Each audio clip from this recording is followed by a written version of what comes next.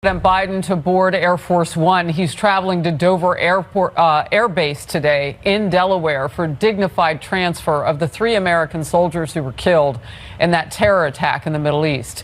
It's now been 5 days. Still no military action from Biden's Pentagon. I'm Harris Faulkner. You are in the Faulkner Focus. When the president arrives at Dover Air Base, he, the First Lady, and the Defense Secretary Lloyd Austin will meet with the families of the fallen. Sergeants William Rivers, Kennedy Sanders, and Breonna Moffett, all from Georgia. They were part of the same company of Army engineers based in Fort Moore, Georgia. Biden spoke with the families by phone earlier this week, and the White House and defense officials say that they blame the attack on the Islamic resistance in Iraq, of course affiliated with our mortal enemy, Iran.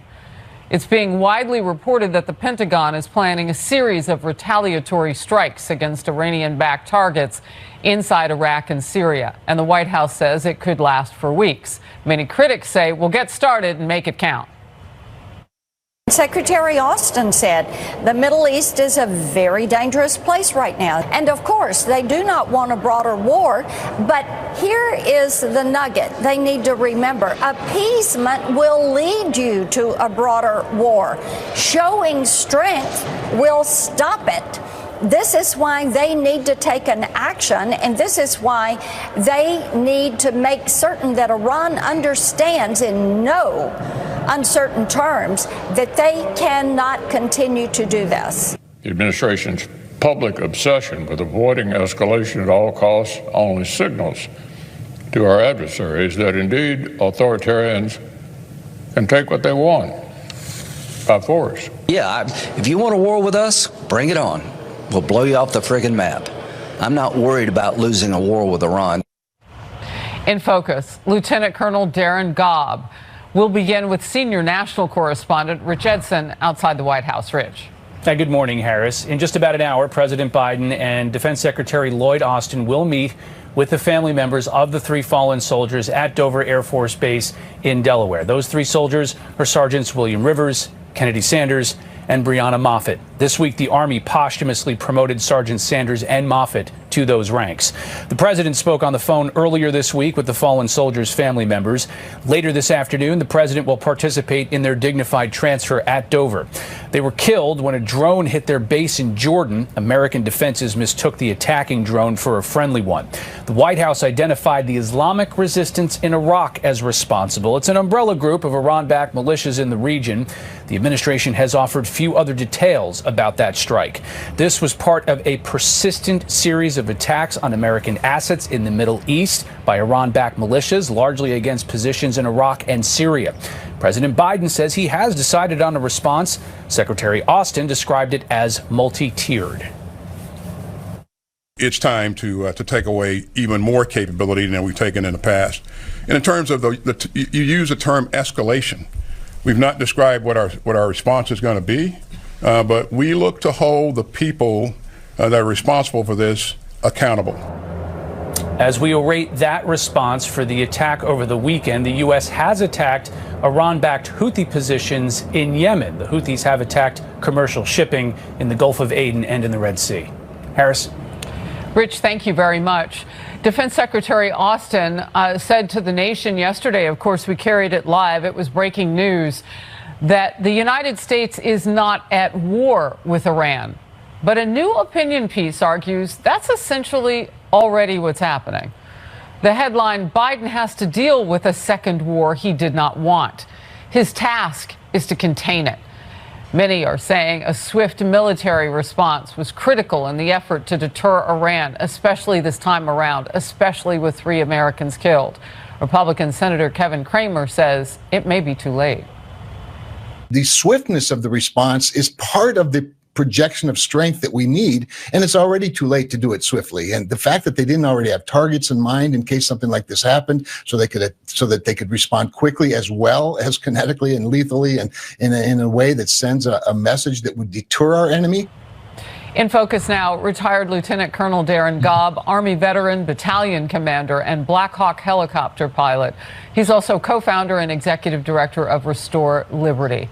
great to have you in focus. We need to restore some liberty right now around all those men and women who are stationed in the Middle East and protect them, and we need to strike. What is the delay in your estimation? Well, Harris, I think this just goes back to this administration's problem of being decisive when decisiveness is needed. As a military planner, I would tell you that the first thing I thought of as the days went on past these casualties is the fact that there should have been an option on the table for the president to take action immediately. Mm-hmm. And that's what we did as planners, was we're going to develop 3 or 4 different options and hand those off to whoever the authorities are immediately and give them something they can execute with. And all they have to do is say go. So I'm not really sure what the delay is here, but it's clearly becoming an issue as our adversaries look at this as continued weakness in this administration and lack of decisiveness. As we do every day at this point, we can see since October 17th, those 166 at least attacks on U.S. men and women in the Middle East right now by Iran proxies, those trained and paid for killers, terrorists. And that list grows and grows and grows and keeps on growing. And I'm wondering from you now, from your expertise, what is the enemy doing in the time that it takes us to ramp up and hit back? Well, Harris, one of the first things is the fact that every single one of these attacks, whether it fails or succeeds in any way, they're learning from it, and they're figuring out how to do it again in the future, but better. And I've talked to my sources throughout the Middle East. Many of these drones specifically have impacted in American facilities, but haven't exploded for a variety of reasons. Some of them have also been interdicted by our own air defense systems, which is a good thing. Mm-hmm. But unfortunately, the people that are in the Middle East stationed in these bases know that it seemed like it was just a process of waiting, and inevitably one of these was going to be successful. So what they're going to do now is take a look at what happened and figure out how they can continue to exploit whatever weaknesses we may have and how to improve what they are doing. So that's one of my concerns, because those lessons are not only going to apply to how they attack American forces in the Middle East on the ground, but they might expand that to how they can improve their attacks on us, on our shipping and other assets on the ocean. You know, so many people see this differently. Many of them have served like you. And so when Secretary Austin said yesterday during his news conference, which was mostly about his disappearance when he was secretly in the hospital recently, but some touched on the fact that he says we're not at war with Iran. Is that how you see it? Well, actually, I see this as Iran is at war with us. Mm-hmm. That's what I keep hearing. We just fail to acknowledge it. And if we don't acknowledge it, we're never going to respond appropriately. And frankly, they're happy with the way things are right now, because they consider these proxy or as I call them, mercenary forces expendable in the war against the United States and ultimately against Israel as well. So we can keep saying we're not at war with Iran all day long, but Iran is at war with us. Yeah, and they keep declaring that, I would imagine, in the way that they're hitting us through their proxies and now killing us. The New York Post editorial board had it this way in a headline: bet that Biden never truly answers attack that killed 3 U.S. soldiers. And here's a part of it: no response is real unless it's big, public, and loud, to make sure the message is heard, not just in Tehran, but everywhere. As for our president's often expressed fear of escalation, Iran is escalating anyway, and will keep at it until we give it a real reason to worry how we'll escalate. Tehran won't care how many of its proxies we kill. It's happy as long as its own forces are safe. Well, that is brutal. Harris, it's brutal because it's right. And that's what's really unfortunate here, is the message that these people heard throughout the Middle East is the message we sent when we left Afghanistan. And that message has rung loud and clear for some years now. And it's unfortunate. They know that we have a weak and effectless White House and decision-making process, and we will not respond in the strength that we should be doing. And that's unfortunate for us as a nation, but most unfortunate for those forces in the Middle East, American forces in the Middle East, who are left to deal with the fact that they have no strategy. We keep their hands tied when it comes to the rights of self-defense. And now Americans sit and wait for this administration to do something 5 days later.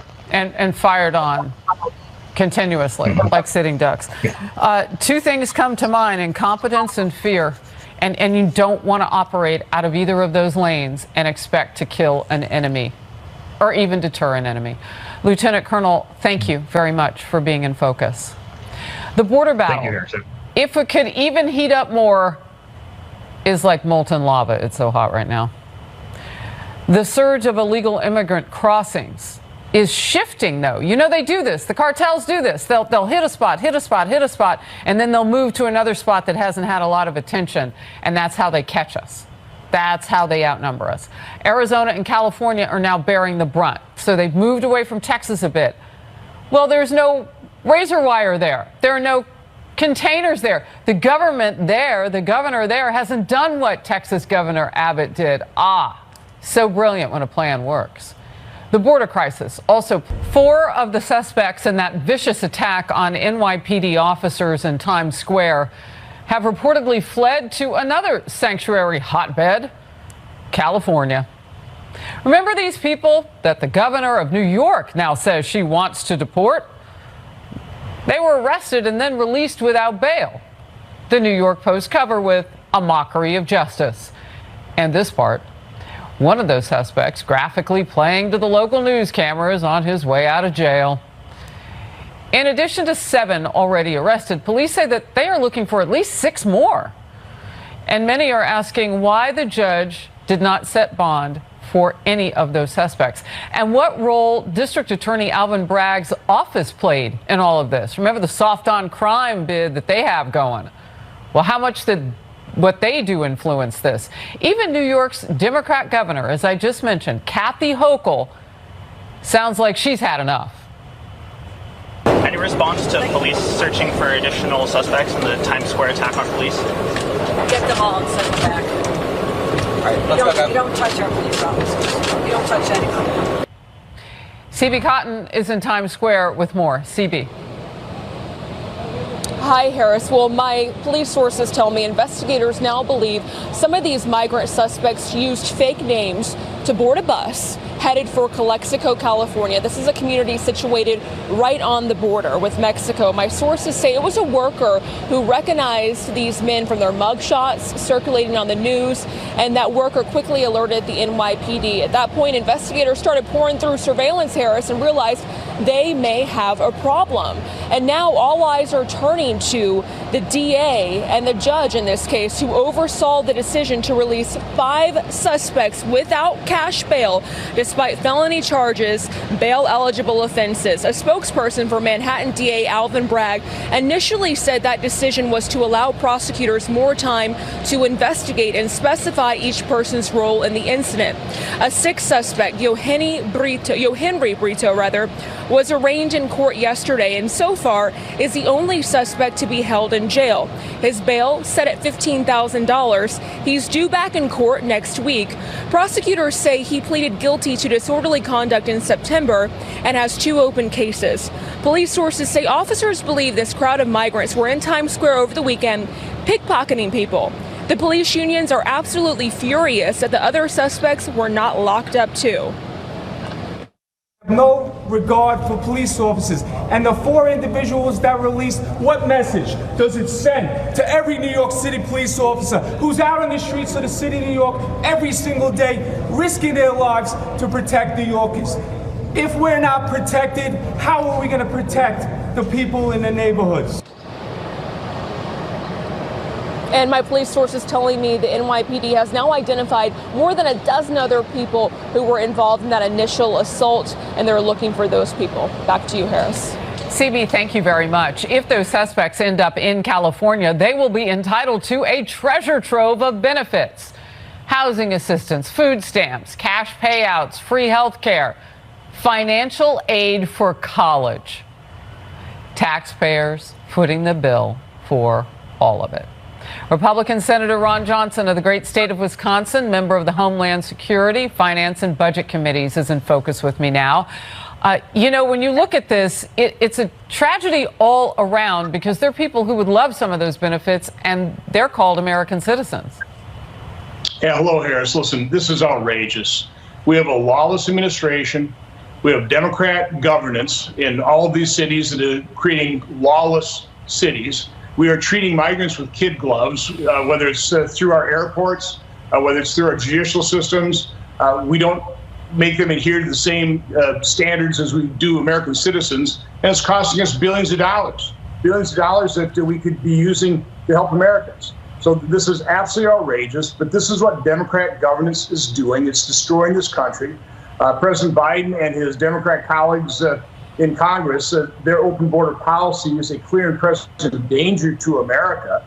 Again, it's completely outrageous. I can't wait to talk to you about this. The Senate may finally be ready to take action on Biden's border crisis. Majority Leader Chuck Schumer says we could see the new border bill as early as today. They say that they don't want a Friday night news dump, so they're going to try to get this done today. A test vote is planned for next Wednesday. And as Texas is really battling with the White House over razor wire, that is working, by the way, at its border. The illegal immigrant surge is shifting away from the Lone Star State now, and Arizona and California. We're seeing bigger numbers in those two states of illegal crossings. New video shows a speedboat filled with suspected illegal immigrants landing on a beach near San Diego. 8 men then take off into a wealthy village. Meanwhile, Florida Governor Ron DeSantis is sending another 1,000 members of his state National Guard to Texas. We've responded to calls from Texas throughout the years. And then I think with this issue with this wire and the fortifications, I just wanted to make sure if we could send additional personnel to help Texas put up as much of this wire or barricades as possible to be able to drive those numbers to zero. Well, I'm going to step up and do it. They're doing the absolute right thing by standing their ground. They have every right to defend the sovereignty of their state. Are we at war with the cartels and the White House doesn't want to be part of that? Well, what I can tell you is that Biden and his Democrat colleagues in Congress, their open border policy is facilitating the multi-billion-dollar business model of some of the most evil people on the planet. The human traffickers, the sex traffickers, the drug traffickers. But our problem in negotiating anything with Democrats is this administration, those Democrats, they want an open border. They caused this problem. This wasn't something that fell in their laps. They came into office with a largely secure border, and they opened it up. They used the presidential authority to dismantle all of the successful programs that Trump had in place. So they caused this problem. So Republicans want to secure the border. What we don't want is a bill that will normalize thousands of illegal migrants a day and hamstring a future president. And you know, from what I've seen so far, and you're going to have to take a look at, the actual text. We haven't seen that yet, which is also outrageous. It should have been debated in public. The public has a right to see this. We need to hear from our constituents. But now this is going to be rushed through. We'll maybe see this today or no later than Sunday and be voting on this next week. This is beyond absurd. This is an abuse of the deliberative process. Well, I say when it comes out, as much of it as we can share on our social media pages, we need to be doing that all weekend long. And what is clear for the public to do, I'm happy to participate in that because I agree with you. I think people need to know about this because it touches every single state. And we're not going to play shell games with our sovereignty. All right, let's move to this. Republican senators are demanding the FBI now repair the damage they say it's done to its credibility after that anti-Catholic memo debacle. That memo identified traditional Catholics as potential domestic terrorists. And Republicans say the FBI destroyed records that were related to that memo that it was supposedly investigating, and they want to know what the Bureau actually had found. FBI Director Christopher Wray repeatedly is downplaying the memo as fringe and nothing that was acted upon. It was a hot topic at several congressional hearings. Watch.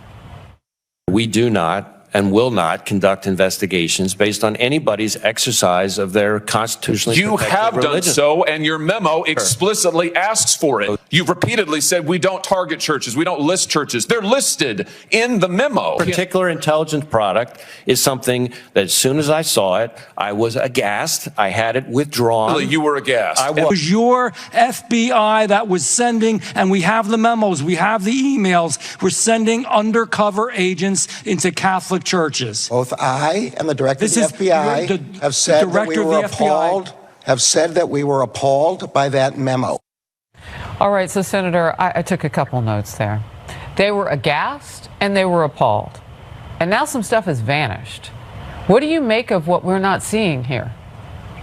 Well, again, the Biden administration is a lawless administration. It doesn't follow Supreme Court rulings, a eviction moratorium. They went ahead and extended it. The Supreme Court says that you can't pay off student loans. They continue to do so. They're undermining what Governor Abbott's doing and trying to secure the border, while at the same time they're saying they're negotiating with us to get the authority to do so. So it's a lawless administration. Christopher Wray, when he was brought in as FBI director, his primary responsibility was to restore credibility and integrity to the agency. He didn't do that. He continued to say the Steele dossier, his agency said that it had integrity, even though the FBI knew it didn't. So again, we have a lawless administration. We have a Department of Justice, we have an FBI, we have intelligence agencies that believe, well, they are the law, and so they conduct themselves as if they are above the law. So Christopher Wray has utterly failed in his primary responsibility. He has not restored credibility, and this is just one more example of that. Well, I want to know if there's anything deeper here. So you lose the supporting paperwork for a memo that called for calling traditional Catholics domestic terrorists. You go after a group of Americans in this country who pray. And now you say that you can't find, the FBI can't find the supporting paperwork for the memo for that. That sounds criminal to me. And if it is, we better get to the bottom of it for the sake of all of those who have faith in this country. Yeah, Harris, it's much deeper. This is just a small example of the lawless administration, of these partisans in the deep state, really accountable to no one. It's a much bigger problem. Senator, thank you for your time today. Appreciate it. Have a good day. You too. Polls now show people are starting to feel a little bit better about the economy, but it's still not helping President Biden's awful approval ratings. Well, the prices are still high. They're just not creeping up as fast and by as much, but they're still high, so they don't feel it. His numbers stay about the same. How the administration is trying to explain that. Plus, the president really is hearing it from protesters in battleground states, particularly Michigan. Some voters there are very angry over his Israel-Gaza policy. Big fears from his campaign over what it could mean for his re-election bid. Biden boarding Air Force One. It is a quick hop, less than an hour, to Dover Air Base in Delaware. He will attend the dignified transfer of the 3 soldiers who were killed by Iran-backed terrorists in Jordan on Sunday. He will meet with the families of Sergeants William Rivers, Kennedy Sanders, and Breonna Moffett, all from Georgia. Defense Secretary Lloyd Austin and the First Lady will attend. We'll bring you any more news on this as we get it. Biden, what do you say? How many kids did you kill today? In Roblox.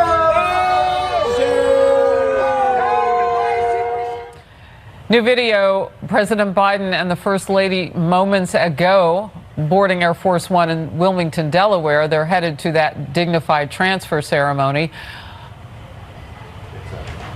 But all of that was anti-Israel protesting, disrupting yet another of President Biden's events, and this time in the key swing state of Michigan. Polls are showing that Biden's fellow Democrats do not support his handling of the Israel-Hamas conflict. Particularly upset are Arab and Muslim Americans, and Michigan has a high population of them. They voted overwhelmingly for Biden in 2020. White House Press Secretary Karine Jean-Pierre promised the White House is on it and is talking to Arab American community leaders. They're trying to shore up support before November. Obviously, something that I've mentioned many times at the podium.